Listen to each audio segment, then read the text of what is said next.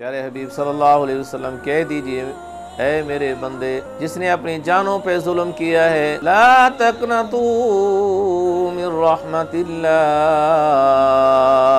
اللہ کی رحمت سے کبھی مایوس نہ ہونا۔ اگر انسان یہ کہے کہ مالک میرے تو گناہ بہت زیادہ ہیں یغفر الذنوب جميعا، اللہ سارے گناہوں کو معاف فرما دے گا۔ کیوں؟ انہ هو الغفور الرحیم، کیونکہ وہ ہے بخشنے والا۔ اس مقام پر جب انسان اپنے گناہوں سے پریشان ہو کر کہتا ہے کہ اتنے گناہ میں کتنی دفعہ اللہ سے توبہ کی ہے، پھر میں گناہ کر لیتا ہوں، پھر میرے سے گناہ ہو جاتے ہیں، میں کیا کروں؟ اللہ ذوالجلال والاکرام کی رحمت دور سے کہتی ہے وسعت رحمتی کل شیء،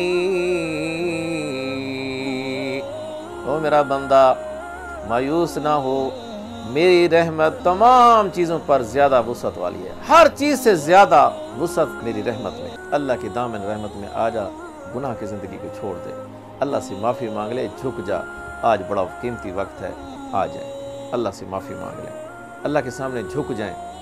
وَمَن يَغْفِرُ الذُّنُوبَ إِلَّا اللَّهُ، کون ہے جو اللہ کے علاوہ اور کوئی معافی دے؟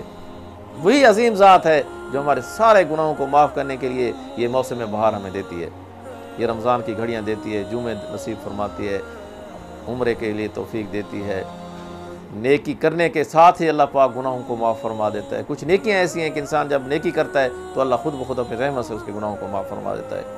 آئیے اپنے رب کی طرف، اپنے رب کی رحمت کی طرف، اس کے فضل اور احسان کی طرف اللہ سے معافی مانگیے۔ اللہ کی معافی آپ کا انتظار کر رہی ہے، تشریف لائیے، اللہ سے معافی مانگیے اور اپنی زندگی میں خوشبوئیں بھریے، گناہوں کی زندگی کو چھوڑ کر اللہ کی رحمت اور اس کے فضل اور اس کے احسان کی متلاشی بنیے۔ دنیا اور آخرت آپ کا انتظار کر رہی ہے۔ آمین۔